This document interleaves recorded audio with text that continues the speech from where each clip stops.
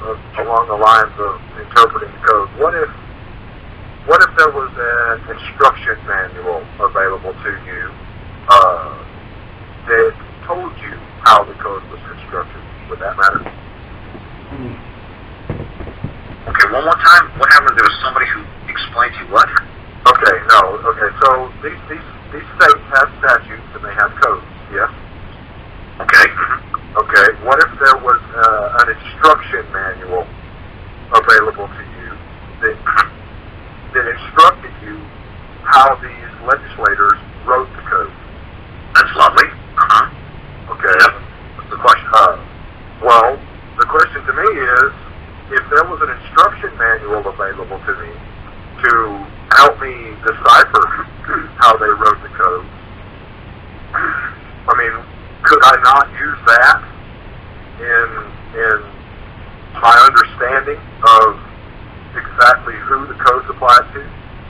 Sure. Can I jump in here, Karl, real quick? Okay. The presumption you're making is that the instruction manual was intended for you. That's your presumption. Okay? If you believe that the manual has something inside it that applies to you, then because you believe that it does, it does. That's a very good point, Greg. I haven't looked at it from that angle. I wanted to ask the question because there is such a thing as a statutory construction manual. For example, if there was a manual to explain how only corporate taxes were supposed to be done, right? And for corporations, you happen to know that you're just a guy and you don't have a corporation, you wouldn't even go get the manual. You'd go, oh, well, that was not for me. But if they make it general enough that it's like one size fits all, you're not going to know. So you're going to go start reading it. You're going to go and find a place inside there that applies to you. You're going to discover it, and you're going to volunteer to it because, well, you know, it must apply to me because that's what I learned in high school. Well, the actuality of it is the manual has helped me learn and understand that the code does not apply to me as anything. It can't diminish my capacity. Even as it's written up, these people that enforce these codes presume that it does. So the great thing about that is you can now tell all your brothers and sisters out here in the world to not waste their time going through that damn thing because it really doesn't have anything to do with them, unless, of course, they fit a very finite definition of person and resident and corporation and taxpayer. You know, I agree. I agree 100%. And I mean, I have made a good faith attempt with the local government to nail down their definition of my property, and they are extremely evasive and non-responsive, and they don't want to bind themselves to the definition that's in the property. They want me to believe that those codes apply. They want you to tell them that it applies to you. Exactly, and I don't want to take a position. I want the burden of proof to be on them. Is that right? So you just tell them you're incompetent, yeah? Okay. Is this down? I got you. Dallas. Yeah. Dallas, right. You know, I had to call the Idaho people back and the Utah people. I had to call those folks back, and because they've been holding on the whole line the whole time. But what I was trying to explain to people, this part of the show, what we do is we make very vague and broad suggestions. And it's kind of like a lecture part. Like everybody knows how these talk show things work. Everybody's basically a lecture part. I come on first, and I kind of give you guys an idea of what law means, what contract means, and then we start diving into case-specific questions. So I had to call these folks, but I believe that you were trying to say something about property, and the county wanted you to define what you believed was property? Is that what you're saying? No, they want me to believe in their definition of my property. Right. But they want me to take a position and tell them that my property is not such and such. But they they refuse to take a position and say, well, you're a natural person or you're a corporation, so you're subject to property tax. But they won't tell me that directly. So what kind of communication did you send to them? Okay, let me first start, like I said, because yours is more like case specific. Were you made aware that something called a property tax existed? Did they make communications with you first and say correct? They contacted me first with how the piece of paper read was tax statement. It had a bunch of numbers and a bunch of codes, and well, I had the lady's name on it. Everybody knows what they look like. Okay, so I immediately went down to the tax assessor's office, the appraiser's office. And I asked him, what's this? He said, oh, that's your tax bill. And I said, interesting. It reads the tax statement. He said, no, that's your bill. I said, okay, what's it for? He said, well, it's for your property tax. And I said, really? I said, how did you come to this number? So he clicks away on his computer and he pulls up photographs of the structure and has addresses and names and all that, and I said, okay, what does that have to do with me? He said, well, is that your property? And I said, I didn't really know how to answer him again, so I said, yes, that's where I domicile. No, goodness, no, that's good. It is your property. Say it. Okay. Yeah. Well, I understand now that I'm not afraid to say that. And he said, I said, well, who's liable for this? And he said, you are.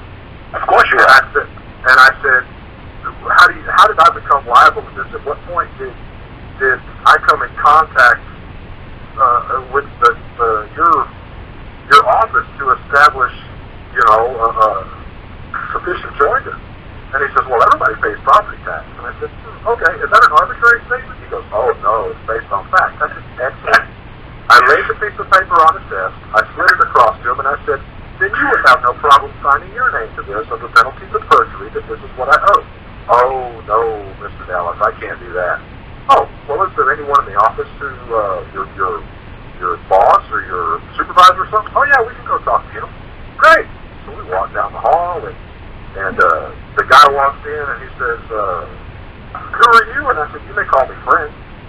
And he goes, okay, friend, what can I do for you? And I said, well, I received this piece of paper from you guys, and this says that I owe you some money. And he said, well, that's your tax bill. And I said, well, like I explained to the other gentleman, I said, it says, it reads as a tax statement. He said, no, it's a bill. And I said, well, why doesn't it say bill? He said, well, that's just how we send them out. And I said, okay, I'm confused. I said, is this bill arbitrary? He goes, no, sir. I said, so it's based on facts currently within your knowledge. Oh, yes, sir. Excellent. I'm in the right place. So I put it on his desk, slid it across to him, and I said, please sign this to validate it under penalty of perjury. Oh, Mr. Dallas, you need to go get a lawyer. And I said, are you threatening me? He goes, no, his eyes got real big. And I said, why do what makes you think I need a lawyer? And have I given you the impression I'm not capable of handling my business? He goes, no, but we don't do that here. Maybe you should go talk to the collector. Oh, okay, great. So,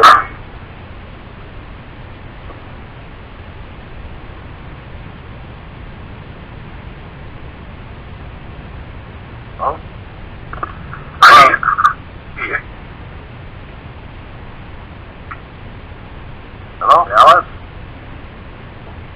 I hear Dallas. Dallas, you there? I think Dallas fell off. All right, let me try to wrap it up with Dallas. Let's see what Dallas is trying to go with this thing.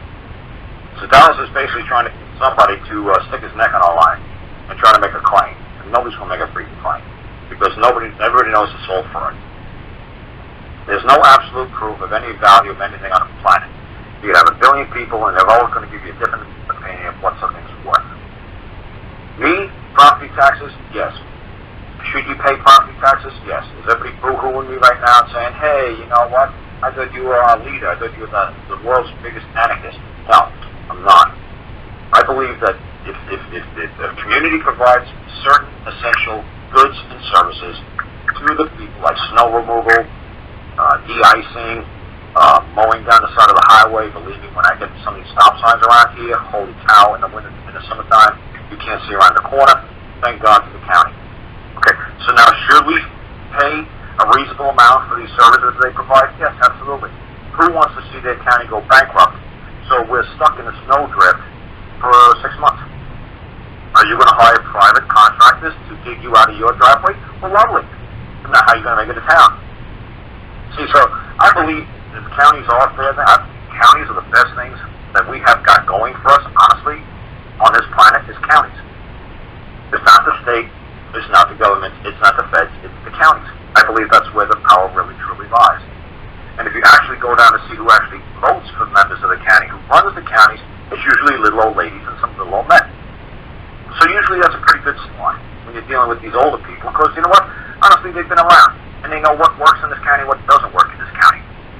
And that, to me, is you can control county people a lot easier than you can control state people, or they can control federal people, because they're your neighbors.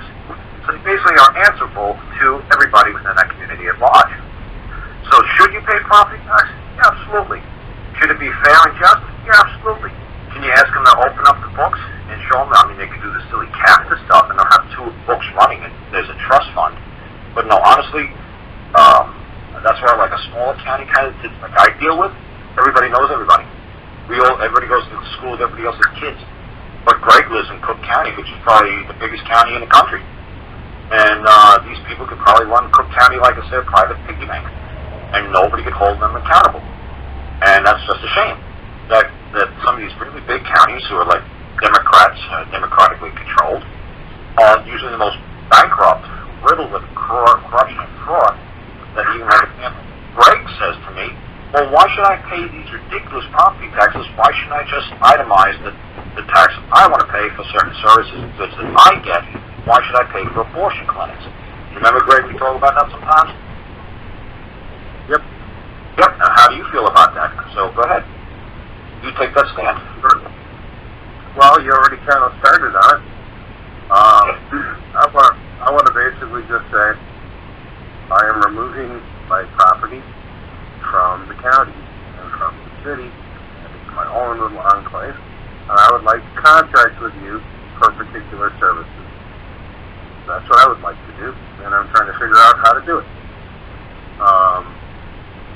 Maybe I'll have success, and maybe I won't. I got other fish to fry first. You know, if I get civilized to the point where I can start doing that, that's what I would like to do. Yep. I would basically like to say I do not approve of any of that stuff. I cannot be party to it.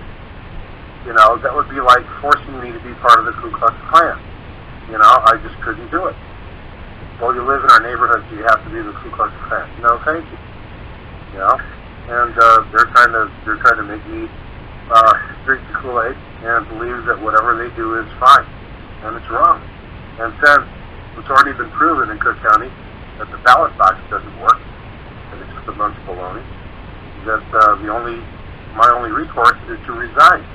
And when I resign, I want to resign with all my property. And that's what I believe I would like to do. Yeah, so see what I'm saying, folks? Greg lives in probably the biggest county in this country. And it's probably the most corrupt county in this country. And I live in probably one of the most honest counties in this country. So see, I have no problem with property tax. Greg's got a big problem with property tax. So just because I don't believe what Greg believes doesn't mean that he's an anarchist or I'm an anarchist. It's just when we live where we live, I live in like 90% of the counties in this country are probably tiny like where I live. Greg lives in the 10% big county. And he's riddled with strife and corruption and everything else and underhanded crooked deals and nepotism that we don't have to deal with here. So just because I say it doesn't mean that it's true everywhere I go. If I lived in Chicago or Cook County with Greg, I'd probably be right on board with Greg. So just because my opinion is different than Greg's doesn't mean that I think Greg is wacky. It just means that I'm getting the services and I think it's a reasonable rate. $100 a year. It's like $101 a year for property tax. What a wonderful thing. Okay. Where you shovel but let me make this extremely clear as to the validity of my point. The man who's in the office of the mayor of Chicago right now, former chief of staff for Rahm Emanuel, former Illinois representative, current mayor of Chicago, Mr. Rahm Emanuel,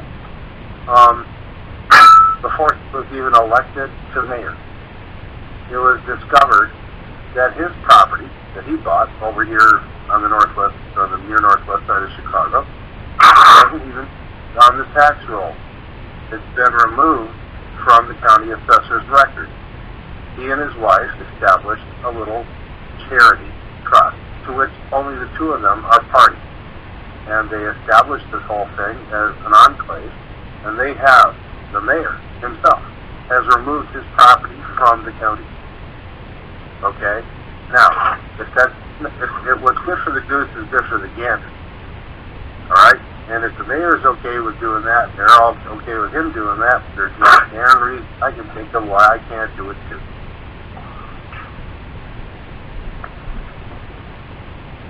So that, like I said, that even makes my statement even more solid. Because if some county clown tried to do that down here, some man named Cheese tried to do that down here, they'd run him out of town. Nobody would give him any services. He wouldn't walk in church no more. I don't know where he'd fill up his gas. He'd be out of luck. There's only a couple of gas stations that all turn him back on. He'd have to go over the mountain to go find gas. So see, that's what I'm trying to say. That's where he has a different opinion, but I'm sure if I was in Chicago, I'd be riding along there with Greg being a tax protester. But out here where I am, I can't, I can feel for you guys, but honestly, this is my, because this is where I chose to live. Now, Greg can get off his butt, but he can move next door. Hold on. But let me be in full disclosure here. On my wall in my house, I also have a family photograph with my entire family in there on the manual. Okay. I'll figure out how that happened. I'm just saying, Greg's got free will. Now, Greg knows. Okay, see, this is standing in competency. Greg is fully confident and aware that he is being used, abused, raped, or whatever you want to call it, by his county. He's choosing to take it. Now, he might just do some tax protesting a little bit there, which is fine. He can just say, hey, you know what? I don't want to leave my home, man, but I want to try to figure out how to do my own enclave, like Rob Lagorkovich or whoever you just said, run a manual. So he maybe Greg. But once everybody in Chicagoland decides to do this nonsense, what's going to happen to the county? You see what I'm saying? It'll be wonderful, Karl. No, it'll be wonderful, Karl, because the existing thing will decompose, and the people who live here would reconstruct something in their own image. There you go. If they're motivated enough to get their butts off the surface and stop watching Dancing with the Stars, because then, until then, your streets are going to be flooded with sewer caps popping up the first time it rains because nobody wants to be the guy who sweeps the sewer for free. Somebody wants a paycheck. Oh, that happens. Well, Karl, that happens. If you noticed from our recent flood, this shit happened anyway, and it doesn't matter if we pay those people to do that. What I'm saying, who's going to volunteer to clean it up? You see what I'm saying? Somebody's going to need to be the citation. I believe. I could be wrong, but I believe. You're wrong. But if everybody here knew that there was nobody else to do it, that 10% of the people in the neighborhood on every block would step up and do it. That's right, but I want 100%. So that's why you get 100% compliance. You got to force taxes on everybody, because you know and I know who wants to be a good Boy Scout and actually lead the band and lead the charge into the flood. Nobody. The other guys are going to sit home and watch the stars and wait until the streets are closed. Hey, Karl, it doesn't matter, but Karl, let's look at even real good organizations like various churches. Look at different scout programs. Look at different youth programs. Look at everything else where the entire army of people doing things are volunteers. Okay? Even in those situations, PTA, at school, everything, it is still 10% of the people who do 100% of the work. Yeah. Okay? It never changed. That is a fact of life. Okay.